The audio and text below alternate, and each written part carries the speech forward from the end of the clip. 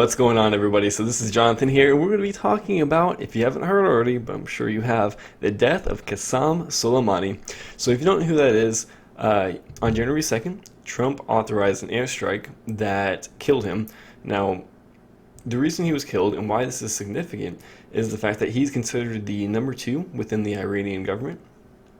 And what his role was that he led the Revolutionary Guard Quds forces, which, if you don't know what that is, that would be the part of like the military and the government that actually funds and organizes terrorist groups. These groups specifically include, but not limited to, like Hezbollah and Hamas. Now, you're going to be seeing like in the news a lot of how a lot of like Democrats and like some of the like celebrities or whatever, which you got to say their responses are just terrible. I mean, just absolutely terrible. And the thing that you gotta love the most about Trump is the fact that he's able to turn people, these supposedly like woke people, to defending an authoritarian theocratic regime. Which, gotta say, I don't know of any other president who could have had such powers to do that. But we'll get into the Democrats and, like I said, these celebrity responses. But with Soleimani, some of the other things that he was, specifically accused of by the U.S. government was the fact that he was on December 27th, 2019, in Baghdad. He's actually the one behind organizing the protest and the siege on the U.S. embassy. Now, a lot of people are starting to compare this to a possible Benghazi situation, which absolutely not, which is just another thing that I gotta say, Trump handling so much better. Like, this is a time, and this is the Trump that I and so many other people have voted for him back in 2016. This is a Trump that is confident, he's taking on the aggressive authoritarian states, and he's not putting up with crap. That's why so many people were so fed up with Obama towards, with him talking about the red line and just like the way he's kind of mealy-mouthed with Putin and everybody. This is the Trump that we like to see. The Trump that's not going over stupid petty crap on Twitter or whatever, but is actually facing these, regimes that are, any other situation, people would hands down agree that Iran's not a good country. They're not. Simple as that. Now, like I said, what you're starting to see is like some of these, and probably like one of the worst that I saw was by an actress named Rose McGowan, and I'll kind of read you the tweet and I'll have it on screen. Dear Iran, the U.S. has disrespected your country, your flag, your people. 52% of us humbly apologize. We want peace with your nation. We're being held hostage by a terrorist regime. We do not know how to escape. Please do not kill us. Hashtag Soleimani. Absolutely ridiculous, man. This is a country that's like forcing their women to like wear hijabs, hanging people, or rather, yeah, they're hanging people for being homosexual, and it's just like, what side of the country are you going to defend? Like, don't get me wrong, I can understand the hesitancy or even maybe the confusion as to why we would do something like this, but when you look at the fact that, Soleimani is, responsible for the deaths of hundreds of people, causing, just unrest all throughout the Middle East due to the fact that he's funding these terrorist regimes, which, like I said, they're attacking our allies, attacking the Israelis, the Saudis, they have Hamas, and the thing that I love so much about their leader, the prime minister, is the fact that he's accusing us, the U.S., of causing instability, and everywhere that we've gone, terrorism has, sprouted up, but anywhere that they've gone, it's gone away. When in actuality, they are the single biggest funder of, terrorism. It's just absolutely just mind-boggling, this situation. But kind of going into like some of the reasons why, though, that I love the fact that Trump actually took him out like that. So first, let's make sure that, one, this isn't an assassination.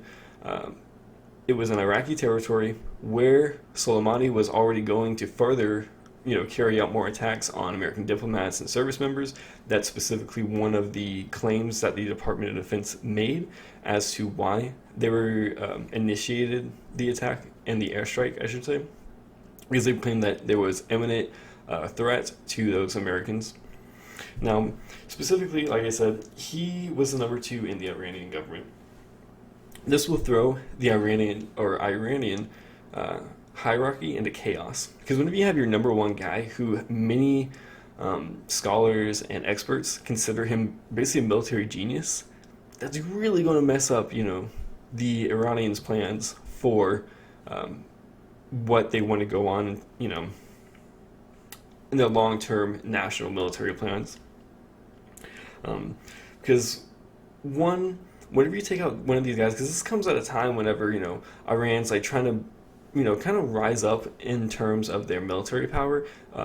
Over, I believe it was on the same day of December 27th, you were seeing that they were running naval military exercises with Russia and China, which is something that we highly, highly want to discourage and avoid at all, at all costs. Now, more importantly, though, is the fact that unlike Obama, who, like I said earlier, he made his whole red line to Syria, you've actually got to be able to carry out your threats.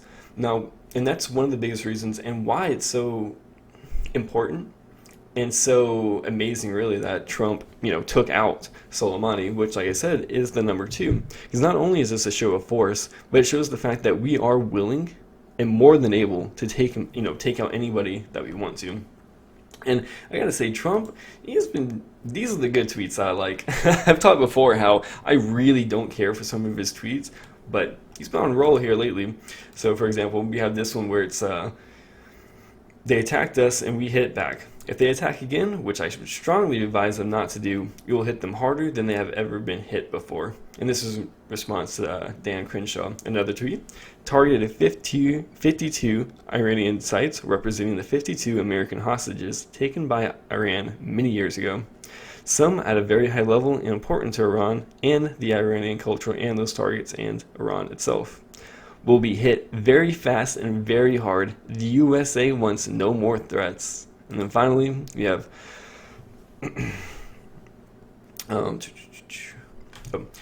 there was the fact that before he even made like an official statement, Donald Trump just tweeted out this flag. Like, he just tweeted out the American flag, and I gotta say, that's one of the most ballsy, like one of the most just awesome things that Trump's done in a long time. Just like that simple, like, oh, American pride, that's it.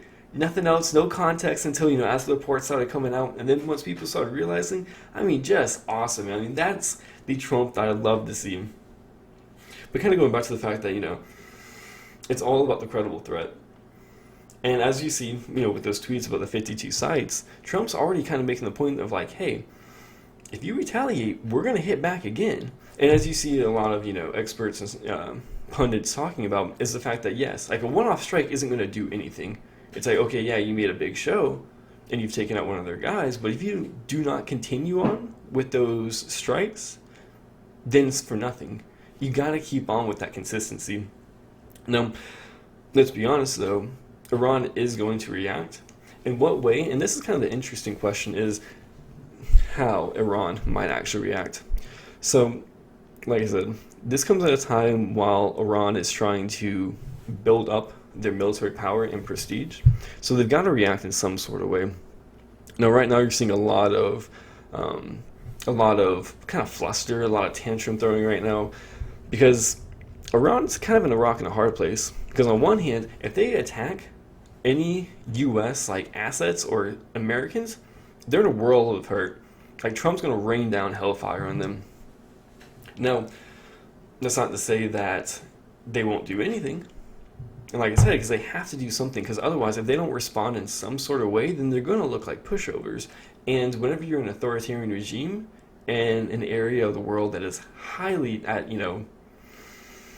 conflict at the majority of times between just a variety of nations, you got to be able to show that you can fight back. Now, Iran will probably try to take a more calculated response. You're starting to see a lot of, bluster, like I said, from the Iranian parliament. You're seeing how they were, chanting death to America and all this other stuff. And like I said, whatever response they're going to take, it's going to have to be very calculated. Now, they may, and this is where I guess it gets kind of interesting. My suspicion is that either A, they're going to just try to attack more of our drones and try to shoot those down. You're hearing talks of them wanting to expel the troops from Iran and from Iraq. But if that comes to pass, I don't know. I really don't know. from like a political science point of view, you look at this situation, you're like, okay, Iran's not strong enough to fight the U.S. Because even though the U.S. hasn't done a good job, in the war on terrorism, that's not just a U.S. problem. Whenever you look in terms of like the research, it shows that these bigger countries, as modern technology has gotten better, smaller and weaker forces, specifically like militias and terrorist groups, have been able to fight against these stronger powers that should theoretically dominate them. Now, if the U.S. goes against another formal country such as Iran in an official war, so long as the U.S. develops a specific plan as to what goals we want to achieve, the U.S. will dominate. Like, there's no question about that. We will wipe out any military. And like I said, because Iran's putting so much emphasis on the military, they cannot afford to take heavy losses. So whatever response they take is going to have to be very restrained. Now, you're also seeing reports that, Iran has, officially abandoned the nuclear agreement deal. But let's be honest, they've never been following it. All that happened was Obama gave them $150 billion in cash, said, hey, don't make nukes. They weren't listening to that. All they did was just basically, all the U.S. government did whenever Obama did that was give the Iranians money to turn around and go fund more terrorist groups and fund their nuclear programs. So now, we're further back than we should be in the first place.